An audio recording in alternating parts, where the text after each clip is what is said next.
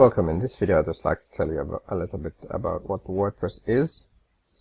WordPress is free web-based software that you can use to create a beautiful website or blog.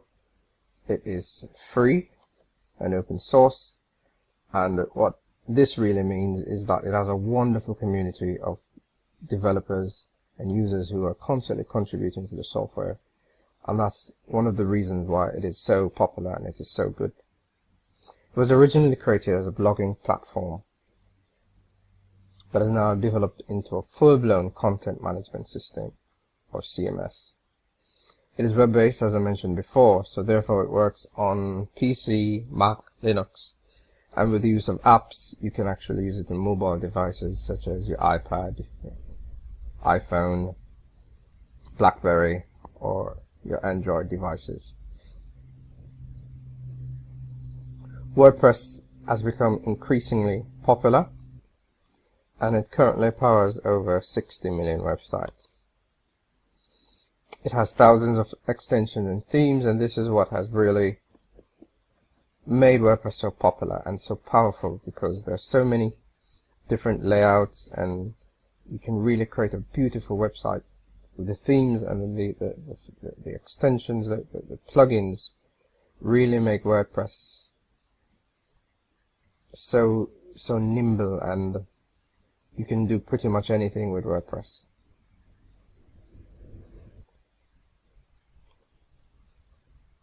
It is available in two flavors at WordPress.com, which is a fully hosted version, but there are some limitations as to what you can use these sites for, and a lot of the features are premium features you would have to pay for. And additionally, there's the version available at WordPress.org, which is self-hosted, which you install on your hosting account or domain. And this is the version that we're going to focus on throughout this video course. So in the next set of videos, I'm going to take you through how you can install WordPress, create your site, edit your site, customize it.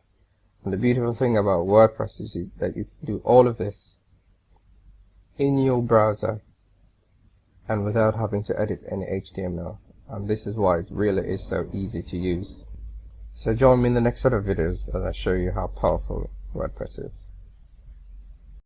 In this video we are going to install WordPress from our control panel. So I'm just presuming that you've already gotten a hosting account with control panel and you've registered your domain. So the first thing you want to do is go and look for software/services, and depending on your hosting account this may be slightly different. So here you'll see Softaculous, and a popular one is also Fantastico Deluxe, or you may see Auto Install.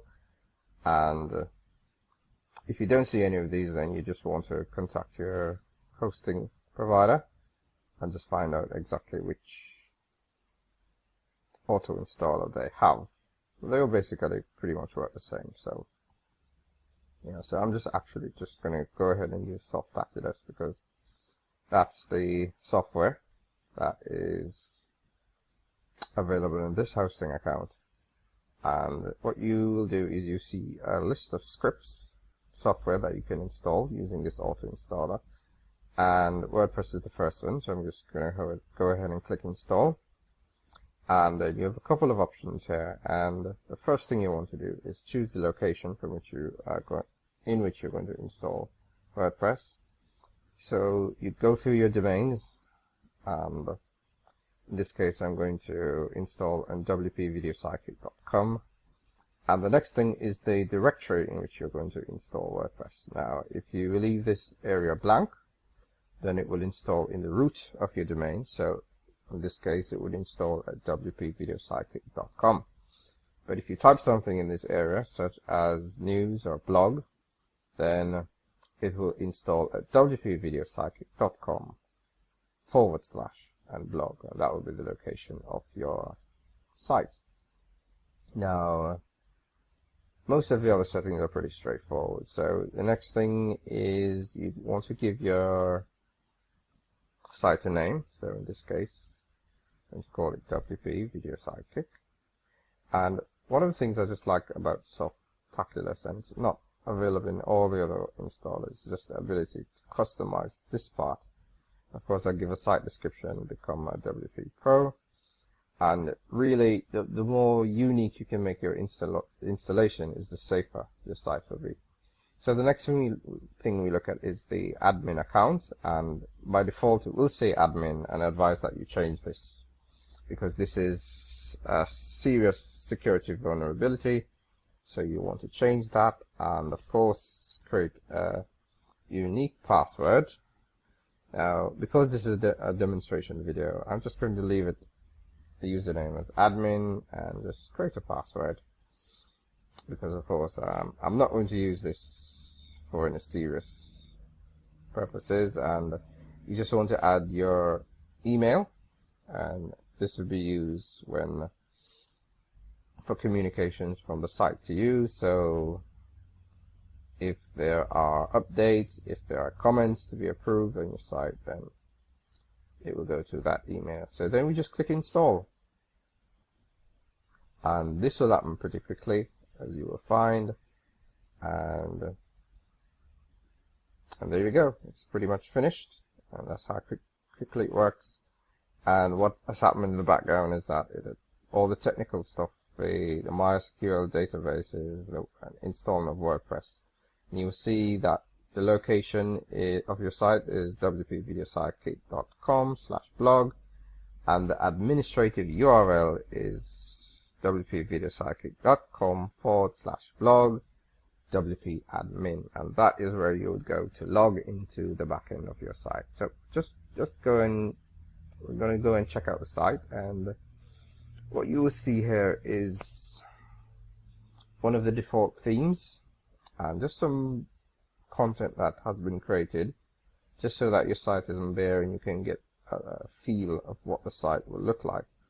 And of course there's a test post, there's a test page, and of course you will want to edit it, and this is what we are going to do in the next set of videos, and that is to customize our site. In this video I'm going to show you how you can install WordPress manually through FTP or File Transfer Protocol, and we're going to need a couple of things. And the first thing you're going to need is the WordPress software, so you can get it at www.wordpress.org, and you just click this button that says download WordPress, and you want to always come here to get the latest version of WordPress. Now the reason that we install WordPress manually is just to get around some of the vulnerabilities that occur when we use auto installers such as Fantastico Deluxe, because this allows us to just customize the installation. And one of the things that we want to do is always get the latest version of WordPress, because sometimes when you use an auto installer it isn't the latest version. So you just select download WordPress. I already have it on my desktop, so I'm not going to download it again.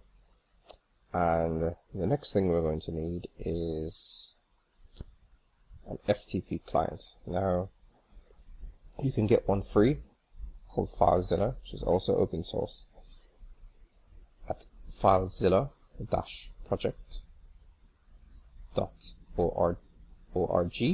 So that's filezilla-project.org, and what you want to do is get the download FileZilla client and not the download FileZilla server. So that's the client, and what this FTP client does is allows you to just upload multiple files to your server, and at a faster rate, because when you upload files to cPanel sometimes there are limitations on the file size. So this just gets around that problem, allows you to install pretty quickly. So you just go ahead and download the files to the client, and then you would activate the software as you would do any other software, and when you do that it will look like this. And just one thing, if you go back, when you download the WordPress package, it's in a zip file, so you will have to unzip it, and then you go into FileZilla. And just a quick tutorial on how to connect using FileZilla. At the very top here, you will have host, and what you put here is ftp dot your site name. In this case, I'm using WP video sidekick.com. So that's FTP, not www dot or HTTP. So it's FTP, your site name.com. And then the username, in most cases, will be the same username you use to log into cPanel. So that's the username and password for cPanel. And the port, you don't have to put it. The default should be 21, but you don't have to enter anything there. And once you do that, you just select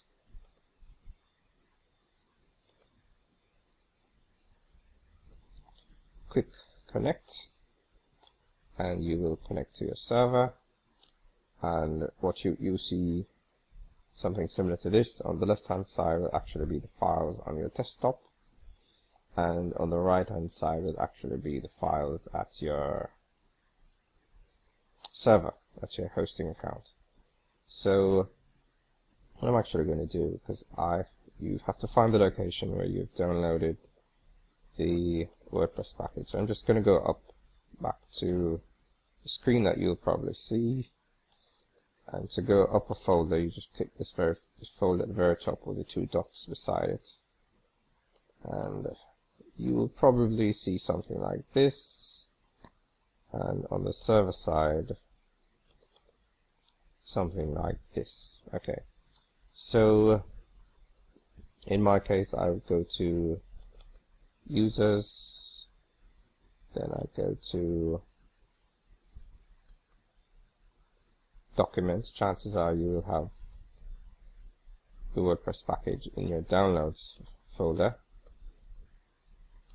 I'll just go to documents. I know that's where I have it. Let me go back up. Sorry, users.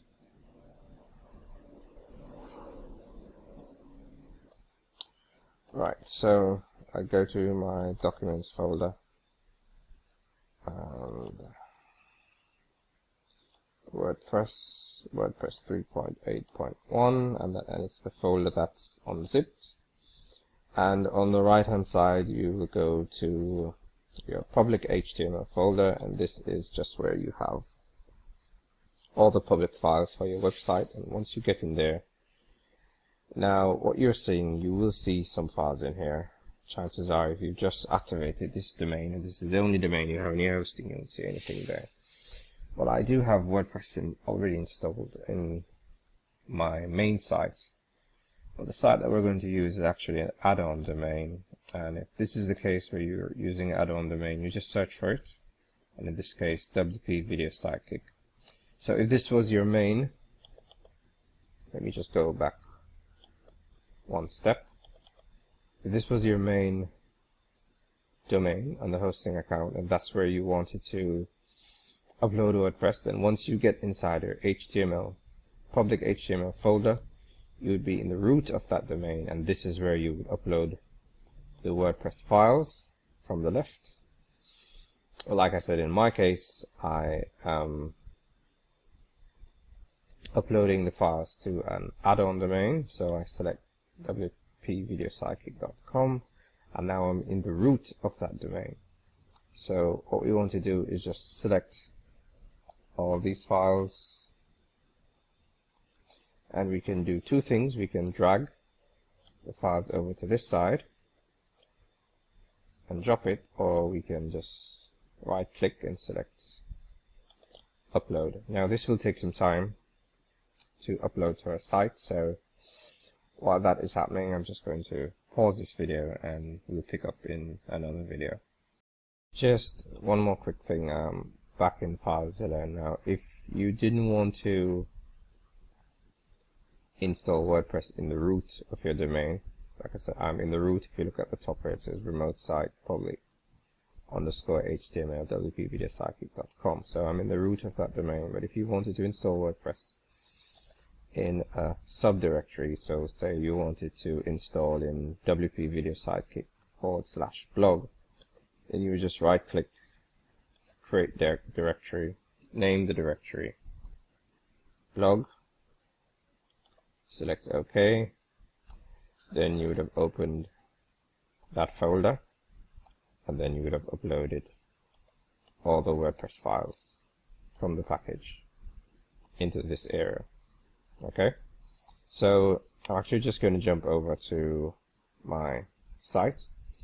So while the package is uploading, if you go to the home page of your site, you'll probably see something that looks like this, index of, and so there's nothing there right now, and that's fine. That's how it's supposed to look.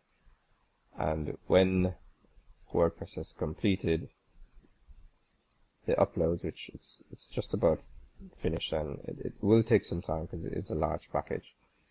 If we go back over, so at our site now, all the files for WordPress have been uploaded. So if we refresh, then you'll see something very different. Now you just see this message here that says there doesn't seem to be a WP config file, and there's a button here that says create a configuration file. So you go ahead and select that button, and then you come to another page that says you will need the following: database name, database username, database password, database host, etc. And to get all of these, what we have to do is go to our cPanel as our hosting account and go ahead and just create a MySQL database. Now, I personally prefer to use the wizard because it just does it in a nice systematic way. So we select MySQL database wizard, and this is where we get to really customize the installation. So you can just put some random characters there, and you want to ensure that you have something like Notepad or even a bit of paper to write down, all the information that we're going to create here. So I have Notepad ready. So I go to the next step. Then I create a username for that database, and then I need to create a password. So there's a built-in password generator, so you can just use it, copy, and just click this box that says I have copied this password in a safe place, use password, and it will just populate the password fields. And you want to go ahead and just type password, paste it there, and then you select create user. So passwords do not match, so let me just paste them again, and then we need to retype this bit at the top. Create user, and then it would just say that the user has been created with this password. So we are going to copy this information, the user name, over to our Notepad file, and we also need the database name, so we need to copy that over as well. So database name. If we go back to our site, you see the ask for database name, username, password, database host, and the table prefix. So if we go back, so we've copied the database username and the database name, and we have our password. And this box here that says all privileges, we just want to tick it so that we can have all the privileges which we will need to create this use this database for our WordPress installation. So we just select next step, and we just have a summary of the username, just in case you didn't get to copy it in the last page. You absolutely need to copy this information without the quotation marks. Okay, so if we go back over to our site, then this button at the bottom, we can just select Let's Go, and you will be taken to this screen where you will enter your database name. So we just go back to our Notepad file, and we have our database name.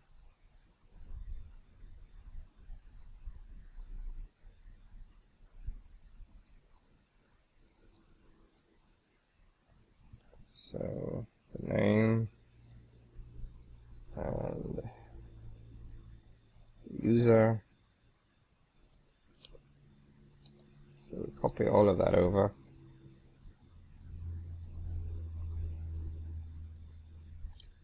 And then the password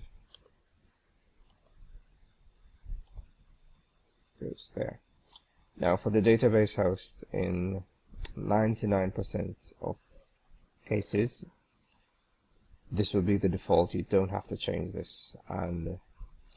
But if you enter this and it doesn't work, then you will have to contact your hosting company just to find out what it is that they use as their database hosts. But in 99% of the cases, this will work.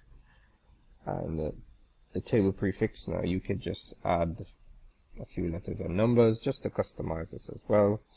And it's, as you see, the little note here says it's useful if you want to run multiple WordPress installations. So I'm just going to go ahead and select Submit, and you will just get this message that says, okay, you made it through this part of the installation. WordPress can now communicate with your database, and you just run the install, and then you would just have a few more customizations. Some of this will look familiar to you from when we did the installation automatically. So you name your site, WP Video Sidekick, the username. You want to create something unique. I usually just use a combination of letters and numbers. Never use admin. And so now we just go back to our notepad. So our WP username, we need to just save that, and the password, and you just need to create something that's strong. Try using some common letters and capital letters, and what I'll do is just go back WP password. So if we go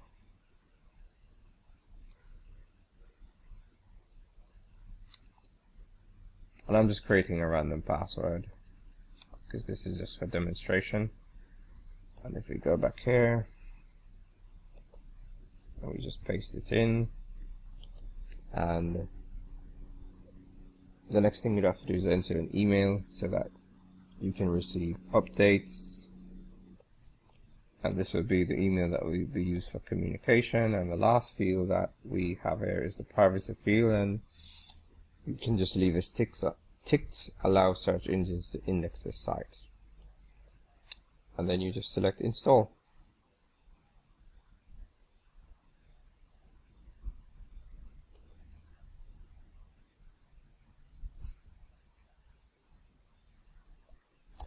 And then you will just see this screen here that says success, WordPress has been installed, and you've selected a username and of course the password that you selected. And if you just click the button that says login, it will take you to the login page, log into your site, but I'm not going to do that just yet.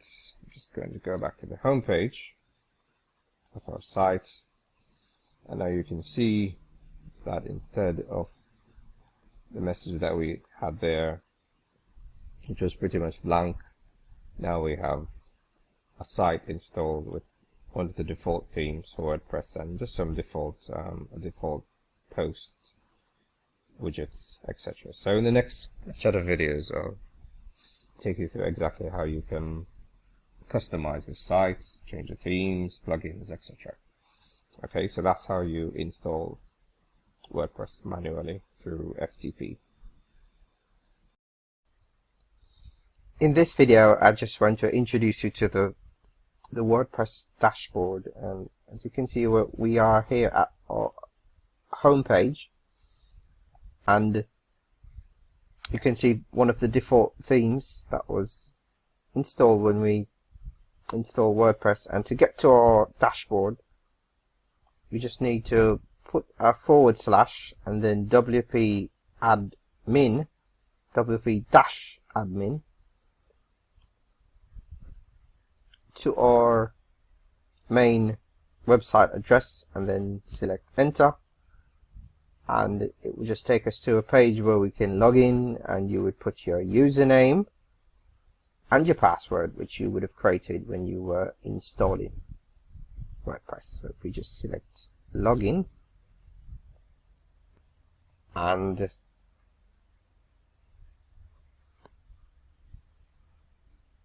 you will just see a few quick links here on the right hand side to say WordPress news and some other, and you can open and close these just by clicking on the arrow beside the label.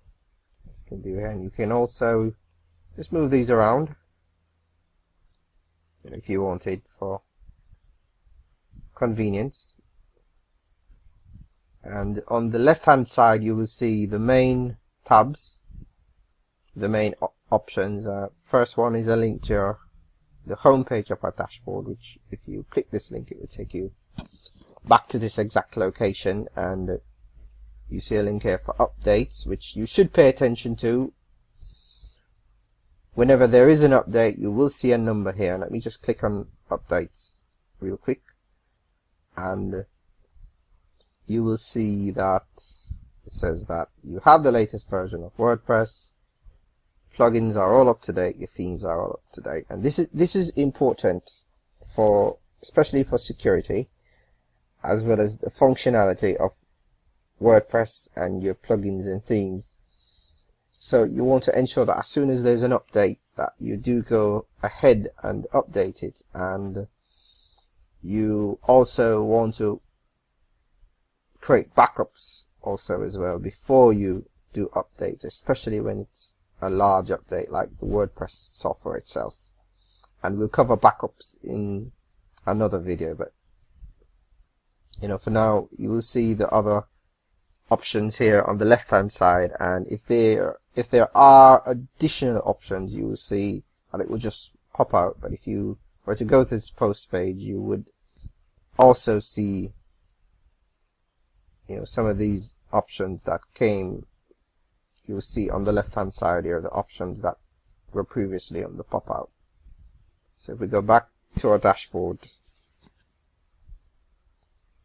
the first thing you want to do is a bit of house cleaning, and we do that by going to settings and permalinks. Now the other options that are on the side here, we will cover these in future videos, so don't worry about it. But for now we're just going to go settings and permalinks, and we want to adjust our permalinks. Our permalink is basically the URLs that are created when we create content on our site. And by default, WordPress creates a page ID for each posted page that we create. Now, what it does is that it also puts this page ID into the URL structure, and well, this is not good for search engine optimization, and quite frankly it doesn't really make sense to people. It makes a lot of sense to the software, but not much sense to regular people. So let me just show you something real quick. If we will go to pages and select all pages, and by default a sample page would have been created, and if we select view let me just open this in a new tab. You will see where it says our website address and then page ID equals 2. So of course this is ugly, it doesn't make any sense, and you do want to change this. So to change this, to put it in a format that's a lot more friendly, let's just go back to our permalinks. Then you just go down to the option that says post name, click the radio button beside it, and you will see under custom structure that a change has been made.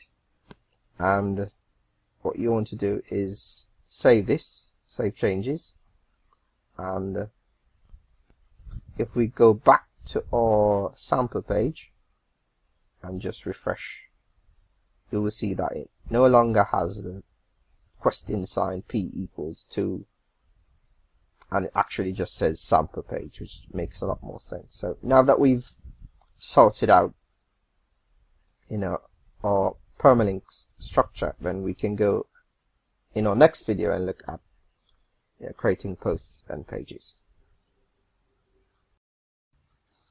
In this video I just want to quickly, you know, explain the differences between posts and pages, and really the best way to do this is to actually show you. So if we go to this very popular website, if you look along the top here in our menu, then pages like your privacy policy, about us, contact, these are pages, and the information on these pages don't change very often, and usually you wouldn't put comments, allow comments on these pages. So pages are ideal for information that's not really time sensitive, but information that you want your users to be able to access at all times. On the other hand, and pages are actually very static, so they're more static. On the other hand, posts tend to be time sensitive. For example, all these links here on the side are for posts, and if you look here, it's like news updates. This one is 5 minutes ago, this one is 14 minutes ago, etc. And so we use posts for information that is more time sensitive, like I said, like news and updates about your site or your business. And generally you do allow comments on posts, but it's totally up to you. You can remove comments from posts, and we'll take a look at that in a future video. And you can add comments to pages. You do have the option to. But this is just to quickly show you some of the differences between posts and pages.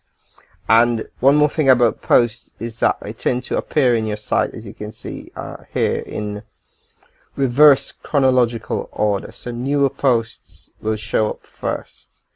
So eventually what will happen is that if you have a lot of posts, then depending on how you set your website up, then older posts will eventually disappear off your front page. Okay, so that's just a quick overview of the difference between posts and pages. In this video we're going to create a post, and here we are at our home page of our website, and as you can see here, there is a post that was already created called Hello World, and by default posts will appear on your home page, and there is an option to change that, and we'll look at that in a future video. But this post of course was created when we installed WordPress, and it's just there for you to get a feel of how posts look on your website. So to create a new post, we of course have to log into our admin area at WP admin.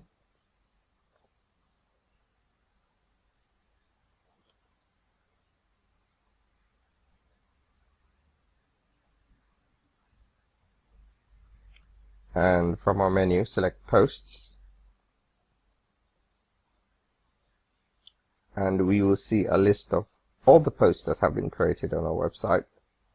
And as you can see, our Hello World post is here, and we have the option to edit it, quick edit, trash, or view the post.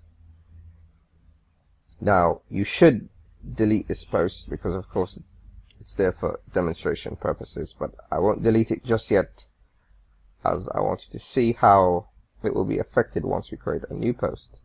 So to do that, we select Add New from the top there.